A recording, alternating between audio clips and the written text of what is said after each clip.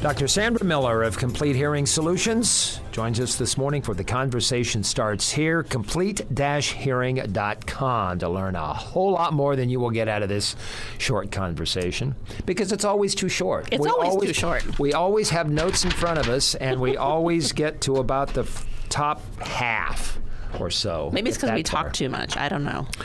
I often refer listeners to your website, complete-hearing.com, but by no means is that the only social platform on which Complete Hearing Solutions educates and promotes hearing health. And we will talk about some of those other platforms, but we have leftover business. We do. From last week, we promised a top 10. We didn't even number them. No. So we're about halfway through those. How long will a hearing aid last? And again, you've taught me it's not a hearing aid, it's a hearing device. How long will a hearing device last? It depends. I tell my patients in technology terms, if you financially could do it, you could buy a new hearing device once a year, because that's how fast technology changes. On average, a person who buys a device will keep their hearing aid about 4 to 5 years. Oh my goodness, Dr. Miller, do I have to buy new hearing aids again in 4 to 5 years? It depends. Has your hearing changed? Does the hearing device still meet your need? For my patients who take really good care of their devices, oh yes, they're up in 7, 8, 9, 10 years, and that's okay. If the device is still working, functioning well, and is still meeting the patient's needs. But I always tell my patients the opportunity is always there to try something new. And just like when people first get hearing aids, they don't know what they're missing. When technology changes, they, again, don't know what they're missing. And so we offer a demo program not only to our new patients, but our existing patients as well.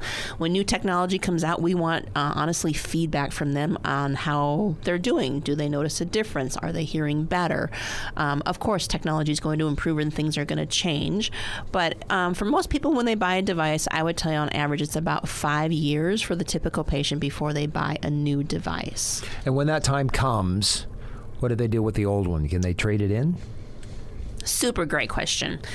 So because it's a durable medical good, we can't resell what they have. And so we can't take it and fit it on somebody else. That just doesn't work unless we are given, it's no value to me to turn that in to me. And so unfortunately, you can do two things, I would say, with your old devices. Number one, you can donate them. So what we can do is donate them to the Sertoma Club or donate them back to the manufacturer, because they do a ton of mission work. So we can take that device and give it to somebody else, and we know this is a donation type thing where they can donate it. The second thing they can do is they can keep it as a backup set. Sometimes people keep an extra set of hearing aids just to have as a backup set. I'm going to go fishing. I'm going to go do something where maybe I don't want to wear my brand new hearing aids out. That's an option. And I would say the third thing is you can personally donate them to somebody else. You can't donate them to me personally unless we have authorization from you. We sometimes do that as well. But if you want to donate them to a family member, that family member can come in to me and we can refit them on that patient. But you have donated them to a family member. And we do that a lot, believe it or not. We have patients come in and say, hey, my uncle died, or my father got new devices and he gave these to me. Will these work for me? And we will always try to make sure that if we can give a pair of hearing aids that were donated to you to make them work, absolutely. Your ears are different than my ears. Are the inside of my ears different than the inside of your ears? Absolutely. So when people come in, we talk about, okay, what do we need to change to make this work for you? So the behind the ear devices currently, we probably have to change that little speaker that goes down in the ear. They come in different lengths. The piece that goes down inside the ear we call a dome, and sometimes we have to change that just based on the fitting into the ear. If you come to me and you have a custom set of hearing aids, those are kind of the ones that fit down inside the ear. Can we reshell them for you? We have to take a complete impression and have all the insides taken out and made for you, but all of those are doable. And essentially what we do is we charge you for anything that would be the parts and pieces that we have to replace, any services that would have to be done on them, and then any fitting fees that would go along with it. So we always go through that process with our patients to say, okay, what did you bring me?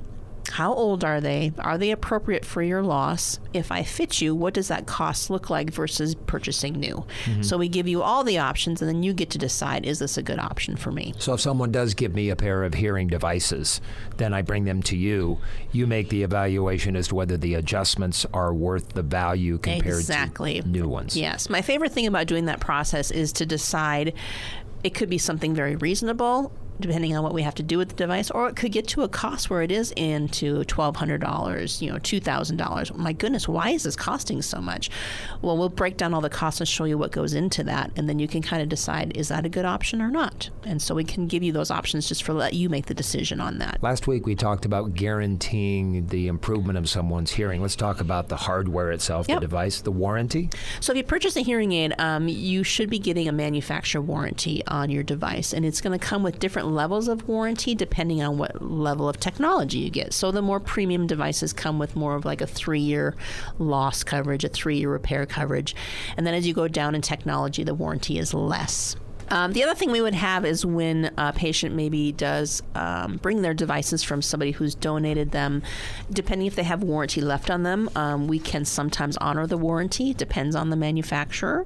A lot of times if we're sending off a hearing aid to be reshelled or repaired, it usually comes back with a 6-month or a 1-year warranty depending on the repair.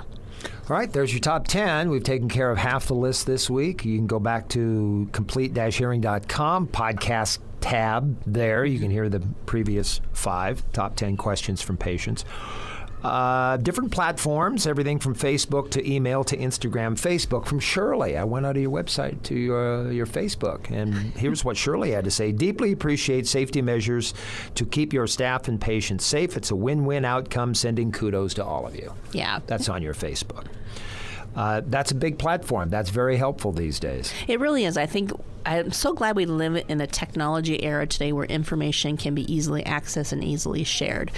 There are pros and cons to that for sure. I think that when it comes to some of the things you can follow or unfollow, depending on what's happening in your social realm, but there's so many ways to connect with us. And I just think about the website used to be the only way, right? That was the only way you get information. Do you have a website? You have to have a website. Well, yeah, we have a website, and now we have Facebook, and we have Instagram, and we have a LinkedIn account, and we have ways to communicate with our patients is via email. And you think about the old days we used to send newsletters. Right? We'd send newsletters to our entire database. And it's not that we don't do that anymore because there are people who don't have email addresses. Our population tends to be a little older, but I would tell you about 70% of our patients, even those patients who are older, have access to Facebook and they have access to email, which is a wonderful thing. So it's a great way to share information, especially in the era that we are in of COVID, when we make changes to our policies and procedures. It's always posted on our website. We have a COVID-19 update tab on our website. It's a great place to go look, but just to be able to disseminate the information quickly through our Facebook page, we tell our patients, just check out if we're closing for the day, what did you used to be able to do? Hang a sign in your window. Well, today what you can do is now send out a quick email, send you a text. I do love to be reminded. I don't know about the listeners out there, but when I get an email that says you have a dentist appointment tomorrow at 9 a.m., thank goodness they sent that to me because I forgot to put it on my calendar, or that's a good reminder to me to make sure I do that. So I like it. Some patients don't like it. There's some people who just say, I don't know if I want you sending me reminders, but as a person who I know with you, Dale, too, you have a lot going on in your life, and sometimes it's really great just to be reminded. And so I think where we are in technology today is there's multiple ways to connect with us. And I think one of the major things I'm going to encourage your listeners to do as well is every Thursday, we have Coffee and Conversation the first Thursday of the month, which is always, we have a topic for that every time, but we are doing this now every Thursday. So you can jump on Facebook with us, do Facebook Live, or you can be invited to a Zoom meeting with us, and we just cover general topics. We just want to stay connected with you. This is still so important. We know that COVID's been around for a long time, but we just miss our patients, and some of our patients are still doing a little bit of self-quarantining, or they might not feel comfortable coming into the office, so we want to share that information via that platform. So just some of those avenues that we're able to reach out, but the best place to really connect with us, we just love you to still call us. Really? We're going to pick up the phone and make a phone call? Yes, please do still call us. We have a very well-trained staff who will give you the information you need as well. But just resourcing, I know a lot of people surf the internet, get onto our website, check out our Facebook page. Great places to go look. And honestly, it's a great place to go look if you're curious about coming in or what is this experience going to be like. Check out our website, but also we have a whole page of testimonies that will tell you what people are experiencing when they come to see us. How's your Zooming savviness? Well, if the photo on Facebook is any indication, it looks like it's a little frustrating at times. I would tell you that was the first time we did it, right? And so I was logged into my computer, but I couldn't get the audio to work. And so I was like, what the heck is going on? So I had Good time to take a picture. I know. I had video going, right, on one, and I had audio coming out of the other. It was a very interesting process. And so I would tell you, it's so cute when you get on with people who are new to Zoom as well, because we just chuckle about still the struggles we're having sometimes. And I honestly was sitting there going, I don't know what to do with this. So I had to call Jackie. She's our lab technician. I said, come in and help me with this. I have no idea what I'm doing. And so I was even on a Zoom meeting last night, and the woman said, she goes, I put this in the chat box. I'm like, I'm on my phone. Would I have access to that chat box? So it's new to people, right? And so when you're like, oh, hey, your microphone's on. Hey, your video's off. Like, there's just those little technical things that you have to learn. But boy, what a great tool to be able to connect with each other and have conversations. It's not the same as being in person. It truly is not. But think about how isolated we would be if we didn't have these tools. So go to complete-hearing.com to register for that Zoom meeting with Complete Hearing every Thursday at noon. Yes. A noon-hour conversation. All right, live conversations with Dr. Miller. You get a free gift card to Hy-Vee for attending. Set yourself up for special product discounts. And kudos again to the 2020 accolade that you received, the award for the category of hearing and audiology centers. Thank you, Dale. Nicely done. All right. This is the last conversation that we've had. We go back a year. We do a whole year. Dr. Miller.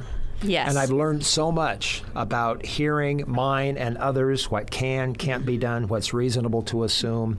And that's what these conversations have been all about the last year. It's been an educational process for everybody. And I hope good listeners continue to check out complete-hearing.com. I really want to thank you for your time. It's been super fun. You and I have great conversations. You bring good energy. Oh, and my favorite thing about Dale is that he can just talk. He's kind of very much like we can just have a conversation. Half the time we have a conversation for like a half hour before we even get on the air. And so it's so great that I just appreciate you leading the conversation and then just the great questions you have and just engaging our guests. It's been wonderful. Thank you. Thanks, everybody, for joining us on The Conversation Starts Here.